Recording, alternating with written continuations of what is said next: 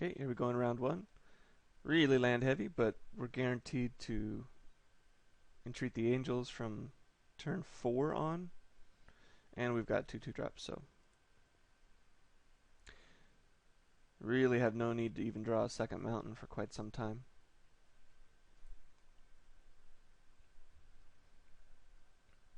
Lead with the Inquisitor so that we can threaten first strike when attacking on turn 3.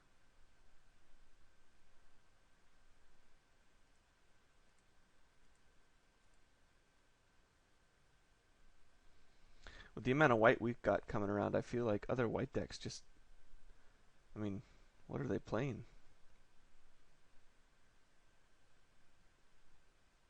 Granted, we only saw a single Gold Knight Commander, a single Seraph of the Dawn, so there could be some other goodies going around, that's for sure. I'm going to leave open a white here, just possibly representing a Cloud Shift, as representing a Pillar of Flame with as a sorcerer speed doesn't do you a whole lot in this format. Angel setting himself back a land, it's fine. It's going to stop our attacks pretty well though.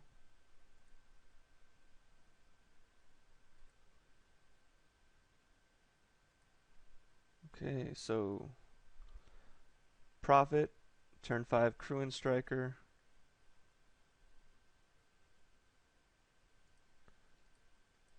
That Voice of the Provinces is going to double activate that Striker when it comes down.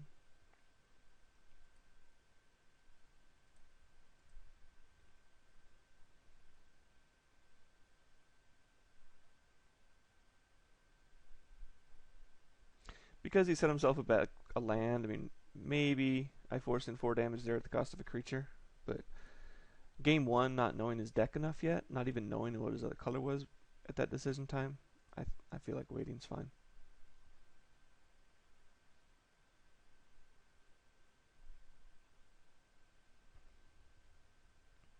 This is a very good reason, though, to bring in maybe an Uncanny Speed, just to be able to trade up with something like this that can really stop our early game. Okay, that's nice. That is very nice. So I'll save the Striker, put down a Justice.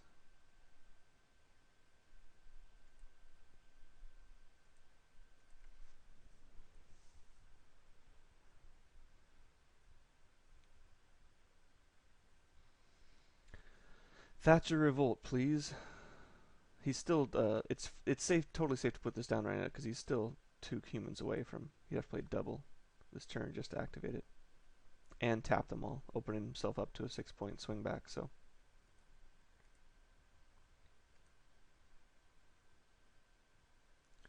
it's a ballsy attack unless he's putting something down pretty heavy right now. Nope. Okay, so he's just gonna try and race with 6 in the air. Oh, if only, if only. Okay. So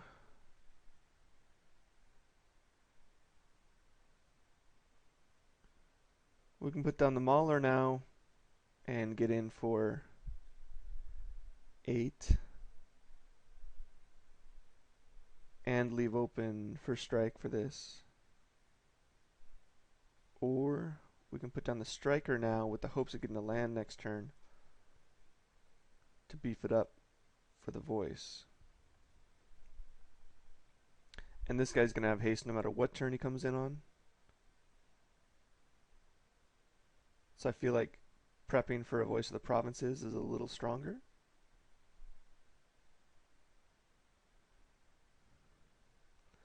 Which means I don't know why I played that pre-combat.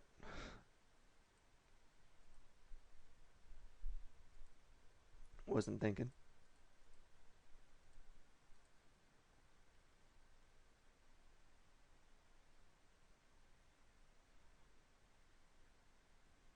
If he blocks, my turn's probably going to look like a 13 to 11 in his favor. If he doesn't block, then it might just be 11-11, and then I'll put down a flyer to compete, so that'll be pretty strong.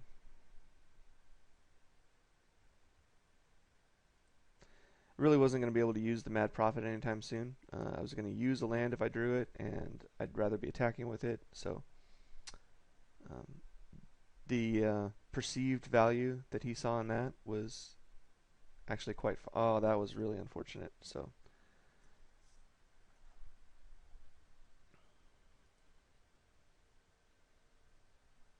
And I wasn't able to pick up any curse breaks, so okay, well this works. I do have 3 of them, so it's not horribly top decky.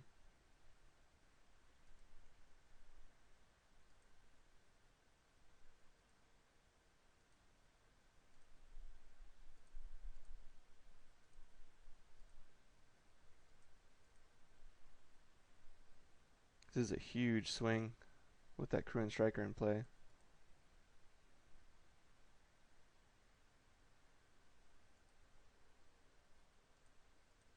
$12? So it'd be at 1 life if he didn't get to gain life last turn.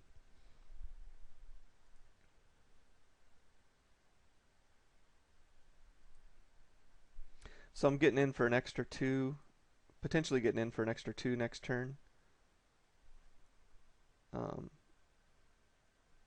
Whether I drop the unhasted voice and it double pumps the striker, or I get in with a mauler with haste.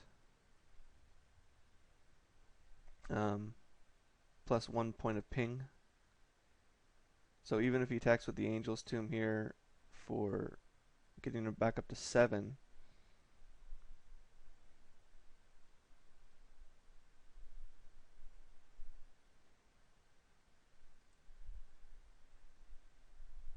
and he's not getting anything back by blocking with the driver, so that's good.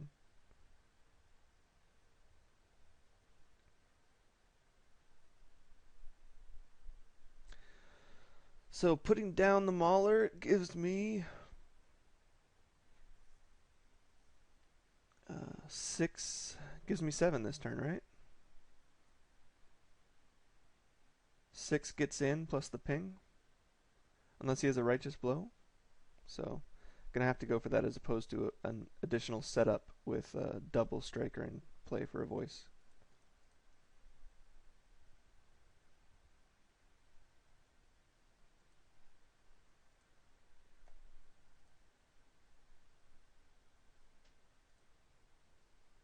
Oh, I forgot about the Crew and Striker pump too.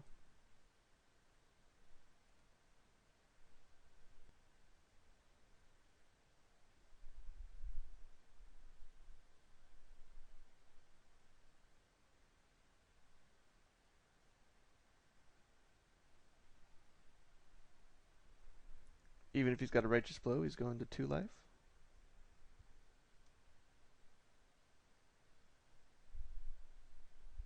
It has trample.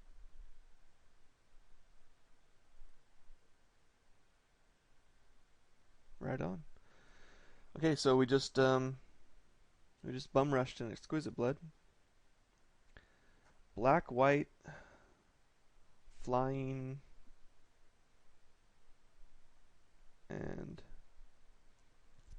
and tricks.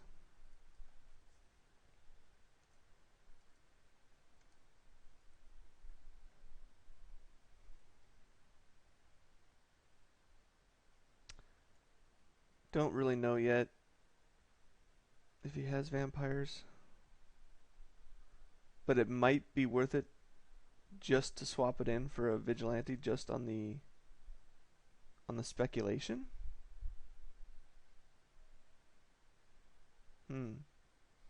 It's a decent question.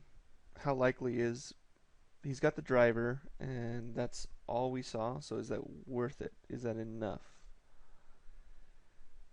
I think so, just because he doesn't have any 1 toughness stuff yet. So it's a marginal decision with the facts we have now, but it could be even greater. I don't think it goes down in estimation. We do have a Demolish for his Angel's Tomb, but it's fairly limited otherwise. Although if he's like turn 3 Emancipation Angel, taking a land back into his hand, and then we Demolish, his one of his 2 remaining lands on our turn 4. That's a little sick.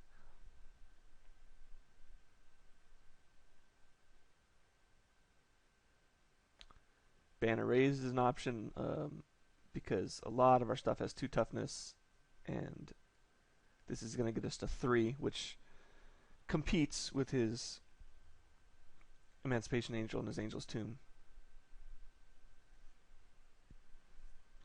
I don't think Guise of Fire is necessarily doing anything against his deck.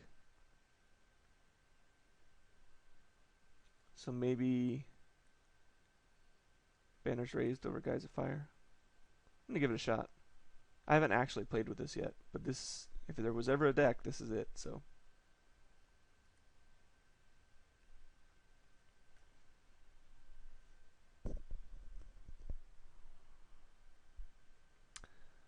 shitty opening hand. We're 1 game up, so I think I'm gonna. He chose to play last. I'm playing red-white aggro, which hurts our choice to mulligan here, but I think I'm still gonna mulligan.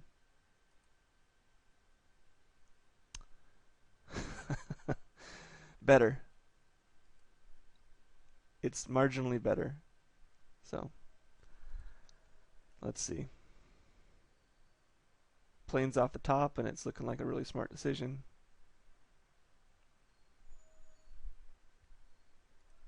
What do you know? Let's see if that works again. Ringleader off the top, and it's a really smart decision.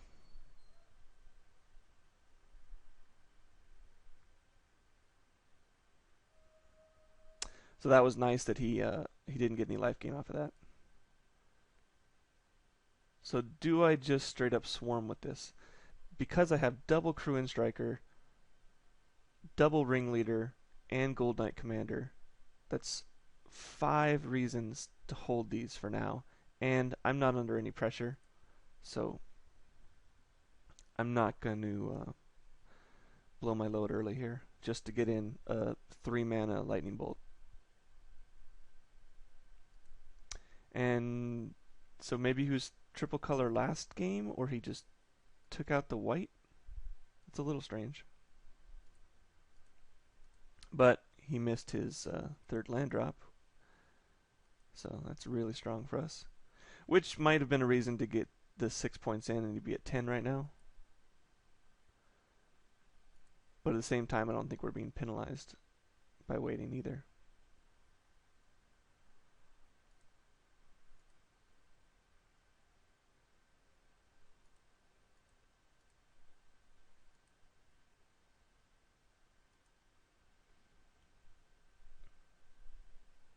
He's feeling incredibly lucky that we had such a slow start.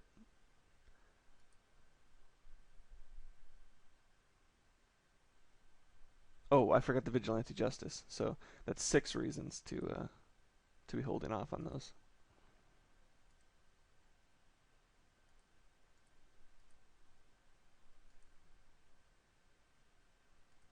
Not to mention the cool factor of being able to cast 2 of them in 1 turn. So maybe 7 reasons.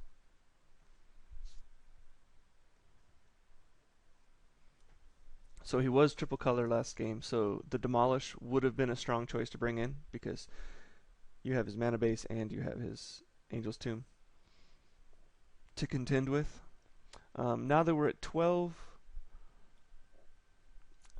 now it's kill time. Sorry about the game, dude. Sorry about the land.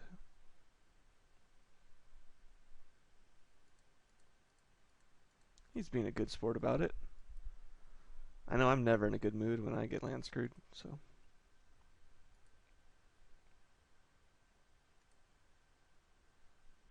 So, pretty straightforward match. We were a little land heavy, but we were going to draw into a couple good things. But nothing that really synergized with Thatcher Revolts for, wow, quite some time. Yeah.